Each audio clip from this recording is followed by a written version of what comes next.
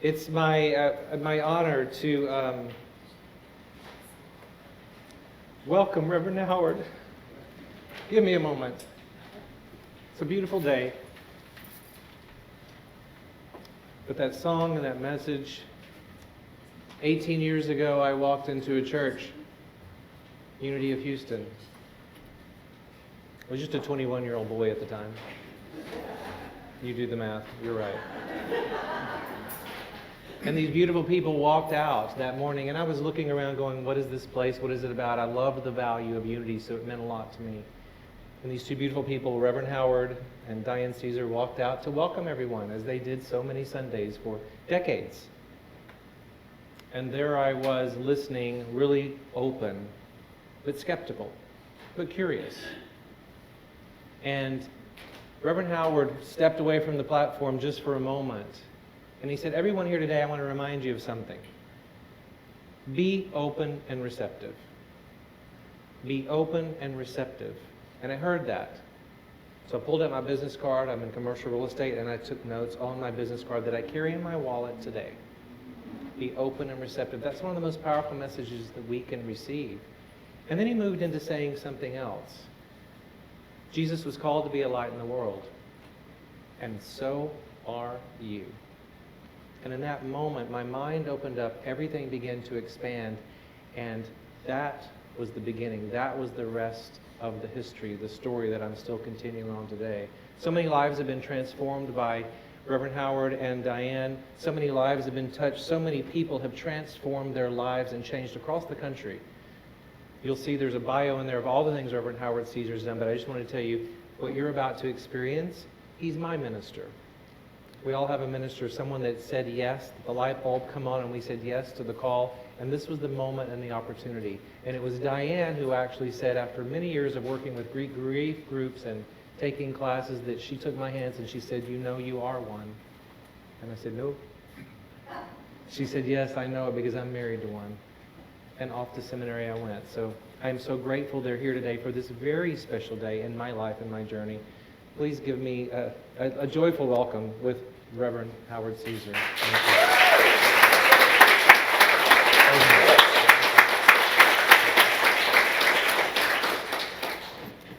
Oh, thank you for that introduction.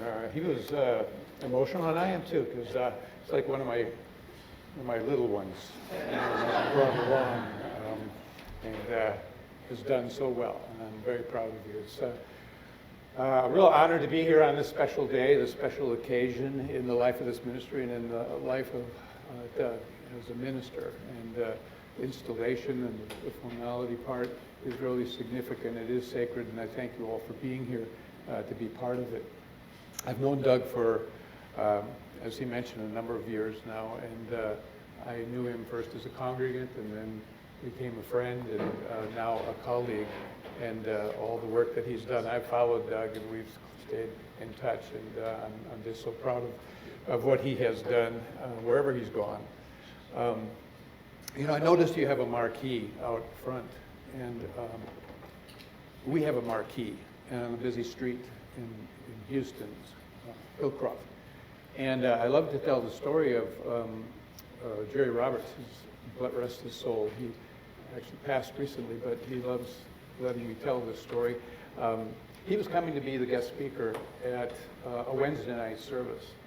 And his title, where he was speaking on forgiveness, and his title that he ended up with was, "It's no big deal."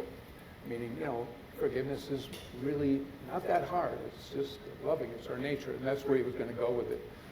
Anyway, true story, he drove up on Wednesday, and on the marquee, it said, Wednesday night service, guest speaker, Reverend Jerry Roberts. It's no big deal. It's no big deal. So, I always thought, I gotta be careful what they put on the marquee when I'm showing up, you know.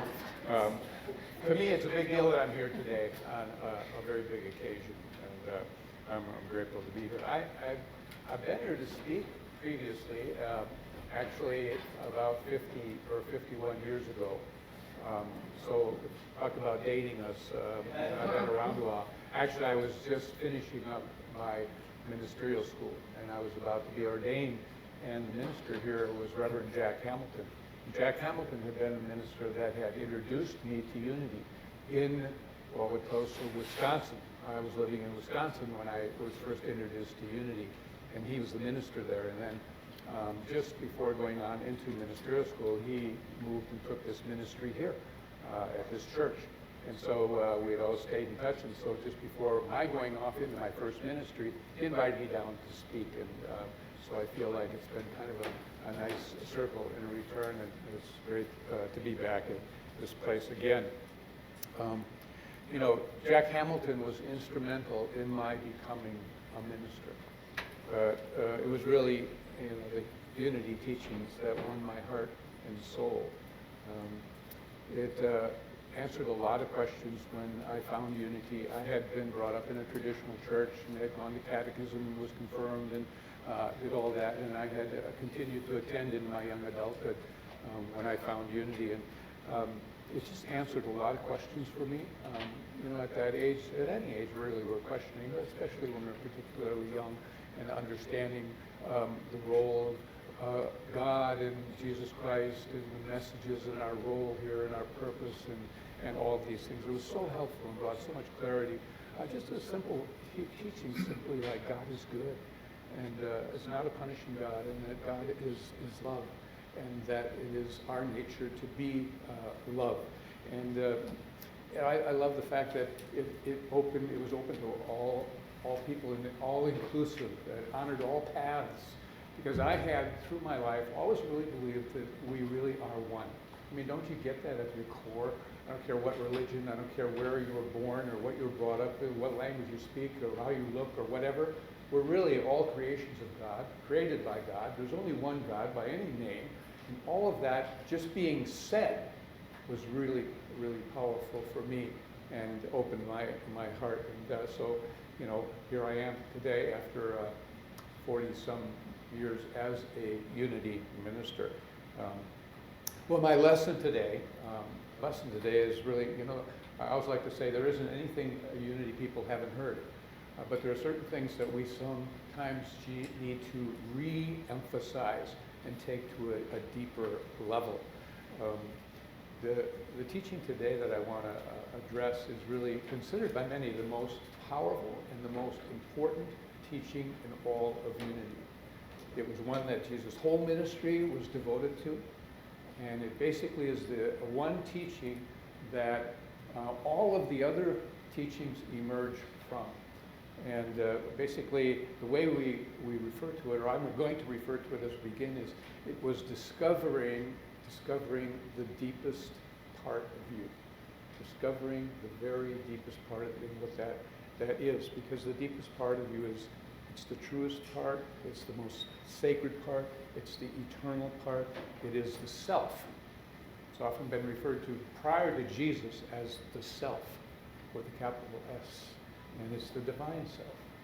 And that it's where the presence of God lives, it's where we get our guidance, it's where we find strength, it's where peace, love, and joy all live, is within the deepest part of ourselves. It's a place of deep knowing. When you really know that you know that you know, you are really in touch with, or there is a vibration coming from the deepest part of you, the all-knowing place.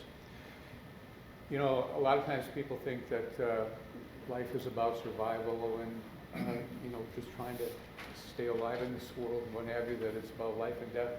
And I like to say that the journey that we're all on is really about life and depth more than anything else. And that really the spiritually wise people have often said that the length of a person's life is less important than the depth of a person's life, in terms of the depth that one has gone during the course of their life, regardless of its length. So really, what is crucial, I have just embraced, is the idea of embracing our identity. What is our spiritual identity? Knowing who and what we are, really. You know, it's the main curriculum that we are all on, and dealing with in this life from infancy on, in my estimation, is what was on the temple doors in Greece, which is know thyself. And that essentially all my years, through all of my life, it's basically been in and out in terms of the depth of, do I really know myself? Am I really coming from myself? Am I checking within that higher self, this divine self? Because if that's my true identity, then I need to engage with it. I need to listen to it. It's sacred listening. I'm walking with God every moment, every day, and unless I'm not listening, unless I'm not honoring it. I spent a lot of time in India, 10 consecutive years studying at the Women's University, and one of the main teacher there says, ask, ask, ask. Make God your friend as though it's the best friend you ever had. Think of the person you love more than anyone else in the world, and make that be the presence that you're walking with throughout. Carl Jung, he said, the privilege, you know who Carl Jung is, you know, the great psychologist, right? Just checking. Anyway, something he said I love. He said, the privilege of a lifetime, the privilege of a lifetime is to become who you truly are. Wow, that really says it in terms of our devotion, and what we're really about each and every day. There's a short parable in the writings of Eckhart Tolle. You all know who Eckhart Tolle is. He's a great, wonderful writer, teacher. And he, I think, created this little parable. But it goes like this. He said it's about a beggar that had been sitting by the roadside for over 30 years. And one day a stranger walked by, and the beggar held out an old baseball cap and said, spare some change? And this stranger said, I have nothing to give you. And he said, by the way, what's that you're sitting on? And the beggar said, well, it's just an old box. And I've been sitting on this box for as long as I can remember. And well, the stranger said, well, have you ever looked inside it? And the beggar says, nope. Well, what's the point? Well, there's nothing in there. But the stranger persisted and said, well, come on, if you never looked in it, look inside. So he began to pry the lid of this container off and look inside, and to his astonishment, it was filled with gold. Filled with gold. And just as Eckhart Tolle says, he said, basically, he was wanting to be in this life as stranger, bringing to people the message to look inside. I'm that stranger for you today, for some of you.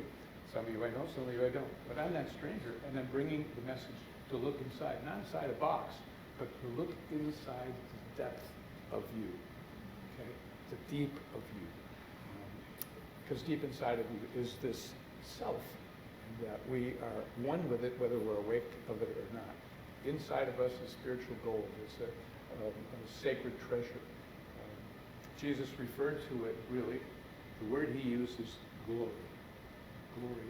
And I hope you're okay with some passages, because I like to use passages to amplify and to validate many of the points that I'm trying to make. If Jesus said something, I hope that means something to you. And so he used the word glory, and so did the Apostle Paul in instances. But anyway, we have a tendency, don't we, in this life to be lured to look outside ourselves, to find out really who we are. We're often comparing and measuring ourselves in terms of how we add up, and are we good enough, and will we be loved for this or not, and how do we earn this, and what is our worth, and all of this kind of thing. And all the while, the real wealth of us, the real wealth of us is already within us.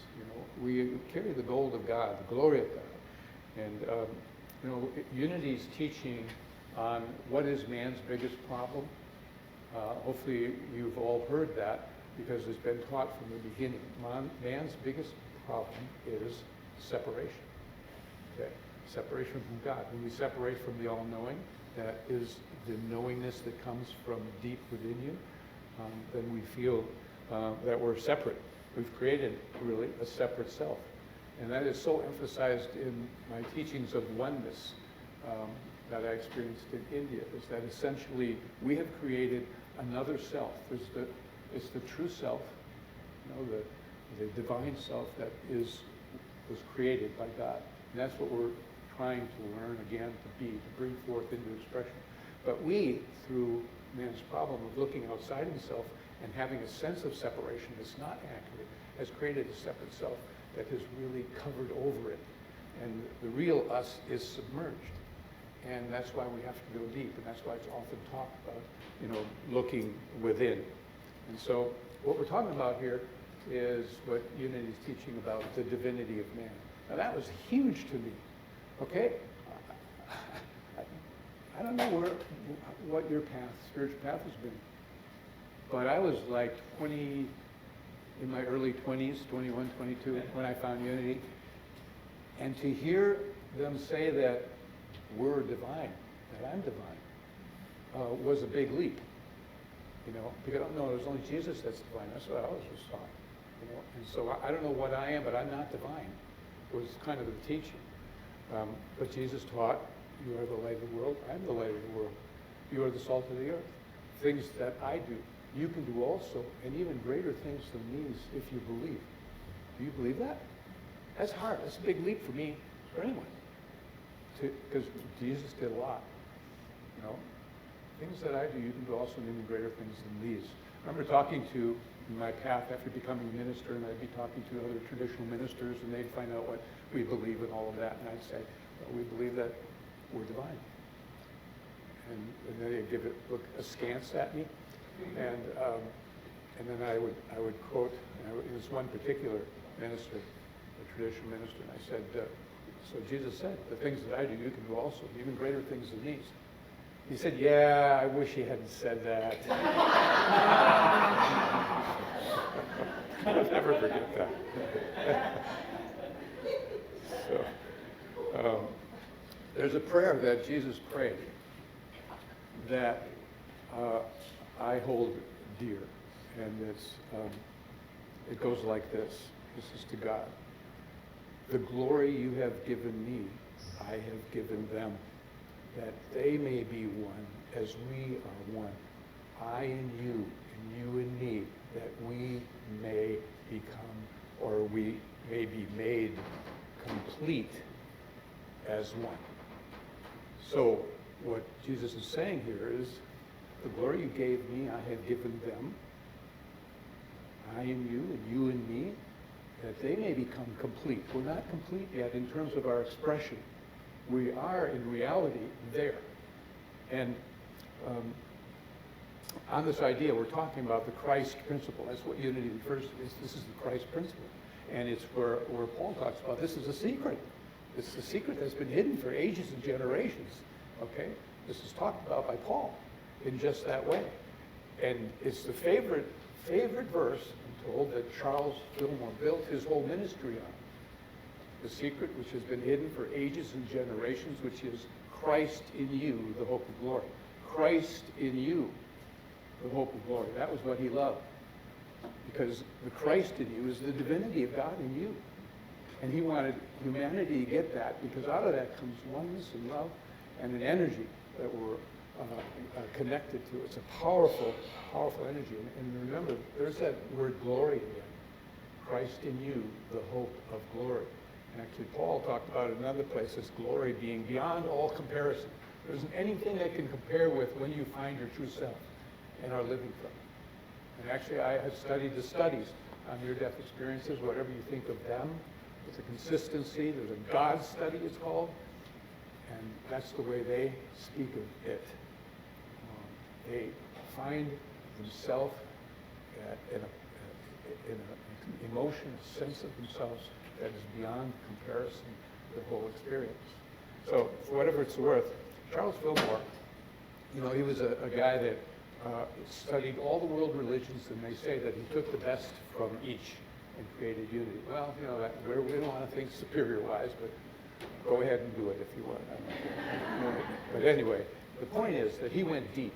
He would meditate for hours on end every night, sometimes till dawn. This was known about him, that he wanted to go deep and experience the depth, and therefore experience what was being talked about by Jesus. And so he did his best around that. And I have for you today, I found in my files, a a manuscript of a talk that Charles Fillmore gave on October 8th, 1922. Okay? And guess what?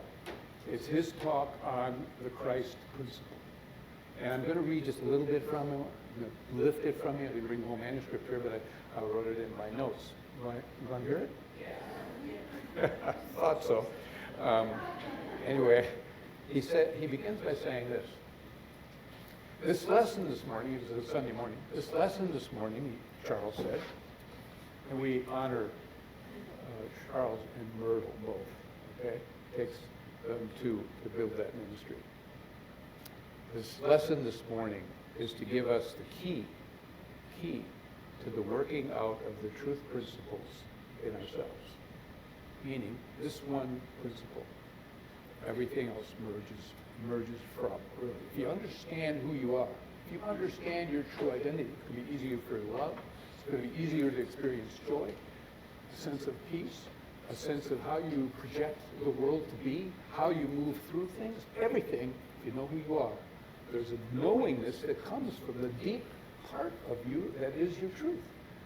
So powerful. Anyway, sorry to disturb Charles, but he went on to say this. And this is really important for you to get because it's powerful, what he said. The truth principle in ourselves. He said, in other words, to bring forth in the inner man this wonderful Christ principle, this principle which the creative mind imaged within us, implanted in that invisible substance of our being. It has to be developed, he said. So we must develop ourselves. But it is imprinted there. All of it. It is complete. We are a complete Jesus Christ man, person. This very moment. But you haven't found it out. You haven't developed that image and likeness. Now, once that you know it exists there, you go right about the work. That's what we're here for. Go right about the work. Okay? That's what this life is the work. And joining a wonderful community, like-minded people where we're about the work. You know? Powerful. Jesus knew where it was. It was within us. He realized we weren't there yet. He said, let your light shine. That means do the work, letting it shine. Okay.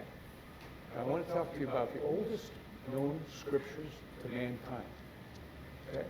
They're called the Vedas. Okay. Oldest known written.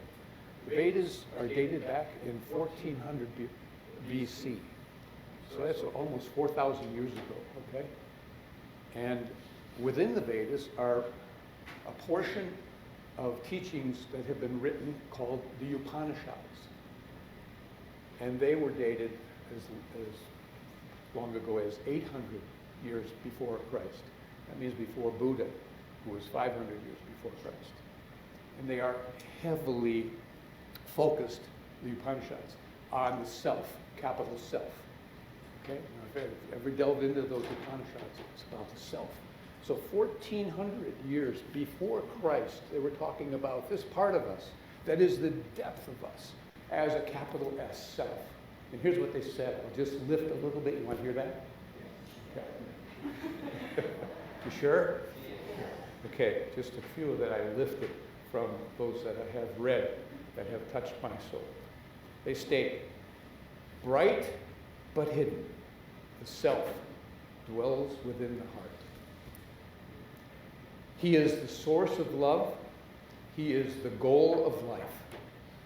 The self is the identity of everyone. The unbroken whole attain this goal.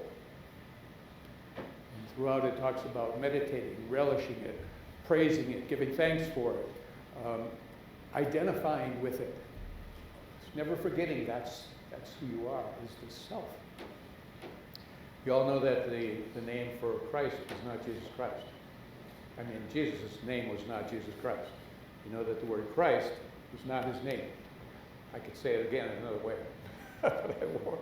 But anyway, Christ was a title, right? Christ was not his name, it was a title. It comes from the Greek. It means anointed. Okay, we're going to anoint the installation of Doug today with oil. But it means the anointing. So we are all really anointed of God. Christ in you, your hope of glory, Paul said. Paul had a unique experience on the road to an epiphany, remember? It talks about that in Acts. But anyway, he got a deep knowing. So anyway, it's about looking within people, and it's where we find our true identity and looking deep within ourselves. And the way that we reclaim our identity really it requires inner work, as we've just said. We've covered over the real self with a separate self with layers of hurt, woundedness, false ideas, painful circumstances, mostly fear thoughts, and that and more. And it's separated us from this loving, joyous, accepting, compassionate, kind, wonderful, true being that we really are, made in the image and after the likeness of God. So it's clear, it's a fact, we're not all expressing our Christ, okay? That's all right, we accept that. But at the same time, we have to realize that that's the goal, and that there is a Christ that is the truth of us, that is our identity. And, we have to lay aside and let go of stuff that happened in the past, because the past really is what a lot of the separate self is made up of. It's a lot of that just fills our mind. And remember the Upanishad, it says it's of the heart. You have to move from the mind. In fact, there's one of the Upanishads that said you're not going to get there in thought. You have to transcend thought and get to the heart. And it's in the heart that it speaks this truth. But Paul said, again, interesting thing, he said, this one thing I do, he said, forgetting those things that are behind me and reaching for those things that are before me, I press on for the prize, the goal of the high calling of God in Christ, the depth of me. So we're all called higher. Doug is not the only one who got an answered the call. Whether you're a minister or not, you're being called. And it leaves no one out. And it's not just one call. I've been being called all life long. Even after I became a minister and got that calling, you're being called every day in all kinds of circumstances, you see. And it requires sacred listening. How do we know sacred listening? I don't know how we're doing on time, but in any event, there's a story in the Bible that addresses this, and it's in the Old Testament, and it's about Elijah the prophet. Elijah the prophet was up against, he was one prophet, the prophet of the one true God was up against 450 prophets of a false god, Baal. Okay, and there was a king, Ahab, and his wife Jezebel, and they were into Baal, false god, baloney, okay? And so, this quick story, Elijah has this contest on Mount Carmel as to, I'm going to call on my God, you call on yours. I'll be one, you be 450. So they called 450 for 450 prophets, and nothing happened. They built an altar, and all this was happened. And then, after 2 days, it was his turn, and he called on his, and it was dramatic. It was a big happening. And Elijah was jealous. Really put her to shame, her 450 prophets of God. So she put out an edict to come after him and to have him killed. And so he hightailed it to the wilderness, and he went into a dark cave, and he's in this dark cave, and the Lord came to him. Because he's sad, he's beaten down, he's self-pity. I worked for God, and I did all of this, and now they're after me, trying to kill me, and da-da. So the Lord came and asked him, Elijah, what are you doing in there, in that darkness? Elijah gives him this sad story. And the Lord called him out. You ever been called out? The Lord called him out. Called him out of the cave, out of the dark place, come onto the mount. And once he went onto the mount, which was back into the light, back into gaining some clarity, here's what it said. The passage went, and a great wind blew through the mountain and broke pieces of stone and rock. But the Lord was not in the wind. And after the wind, there was a hurricane. But not a hurricane, there was an earthquake. I'm talking about being in Houston, I guess. After the wind, there was an earthquake, but the Lord was not in the earthquake. And after the earthquake, a fire. But the Lord was not in the fire. And after the fire, a still small voice. A still small voice. That's what calls us out. Not all the stuff that's going on out there in the peripheral of life, the outer. It's something that speaks to you from a deep knowingness. It's yourself that you have always been. It's your eternal self that speaks. And it's in stillness. It's a still small voice. Okay? It requires getting still and getting quiet. You've all heard of, actually, he sent them then to Damascus. That was the guidance he got. You know what Damascus stands for or represents? It represents alertness. So be spiritually alert to the still small voice, okay, from here forward. Now, sometimes it's called intuition. We've had intuitions. We've all had that. And, it's just, intuition is really an inner knowing. It can be a hunch, it can be a gut feeling, it can be a whisper, it can be a bolt from the blue. It says, go here or not there, do this, don't do that. It is ancient. People have spoken of this since the beginning of time, really, where they could write about this, whatever they called it, but this is intuition. And so we all have in life decisions to make, actions to take. And we have this intuition that is there to guide us, and sometimes it alerts us to even something that could be a danger. In fact, there's a true story, real quick, I'll tell you. There was a lady, true story, Sophie Burnham, and she was a young mother, and she was in her home office. She was a writer, and she was at her office, and down the corridor and into the bedroom was her newborn baby, Molly. And so she had put her on the bed, and she had surrounded the baby with pillows so she wouldn't fall off the bed.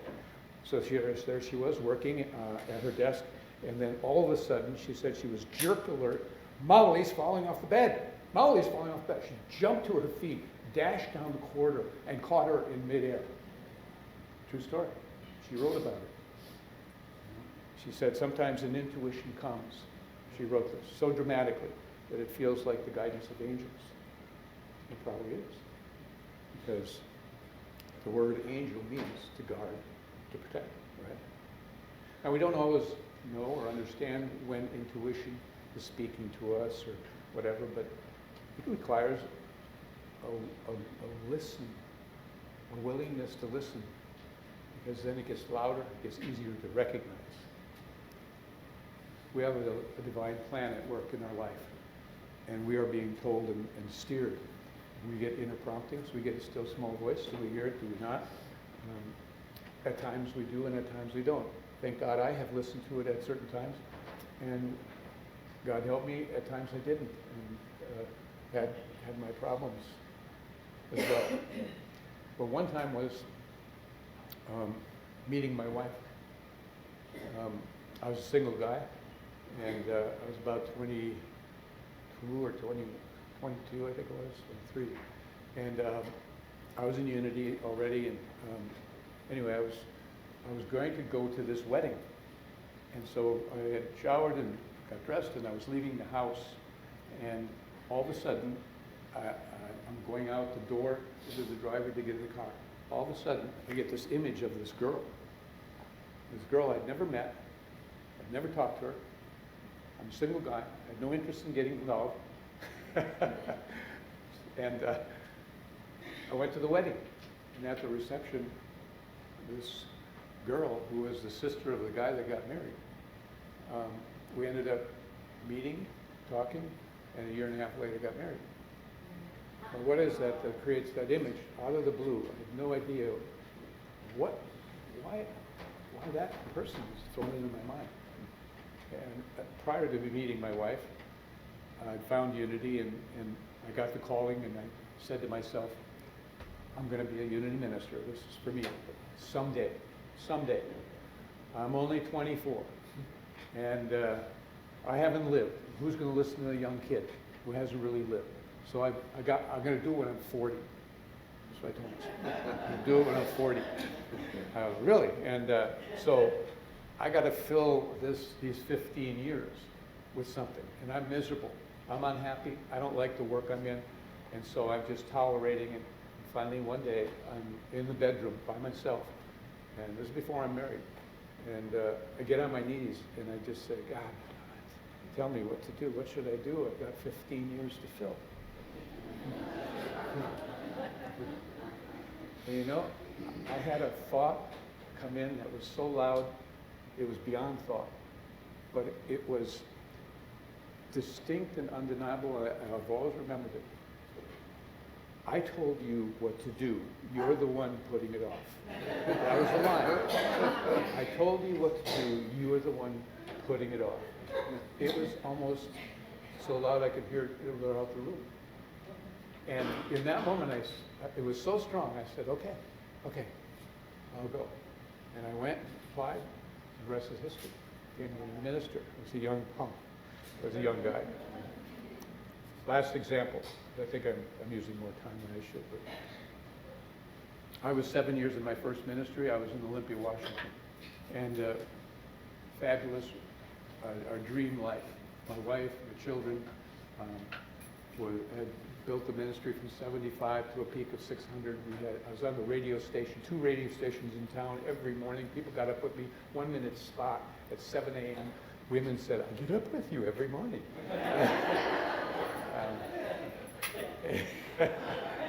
Anyway, so it was great. And all of a sudden, at the 7-year point, I get a call from Houston. Houston Church wants me. Sig Paulson's ministry. So wants looking for an associate. I said, I have an associate. Sig. I'm happy here. No, I'm not interested. It's real easy. He said, well, then just come speak. Come speak, guest speak. So I went and spoke, came back to my church, and he calls me up a week after. He said, well, you think you'd like to come? I said, Sig, that was not a trial talk. That was just a guest speaking. I'm not interested in coming. He said, well, pray about it. I hadn't prayed about it yet. Because I knew, humanly, I don't want to go. Life is a dream here, the Northwest. Look, everything was going great. So I prayed about it. And I got an overwhelming, I'm supposed to go to Houston. And so every week for 6 weeks, Sig would call. And he'd say, well, and I'd say, I'm still praying about it, Sig. Still praying about it. Because I kept praying and thinking, maybe I'd get a no. My wife got the same message. The rest is history. I went. My life blossomed in Houston, 34 years. So here's what I want you to leave with today. There is the deepest part of you. It must not ever be forgotten. It is at your core, that part of you that is anointed of God.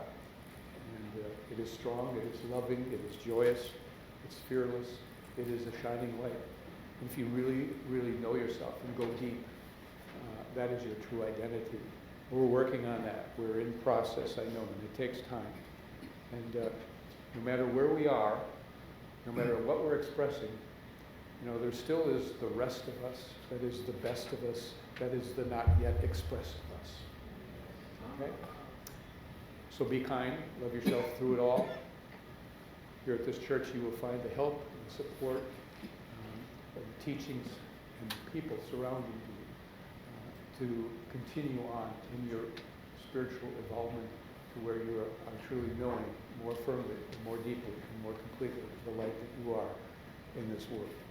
Today we're installing a wonderful minister who is so capable and so devoted to helping you and leading you. He needs your help as well. This is a partnership, I know.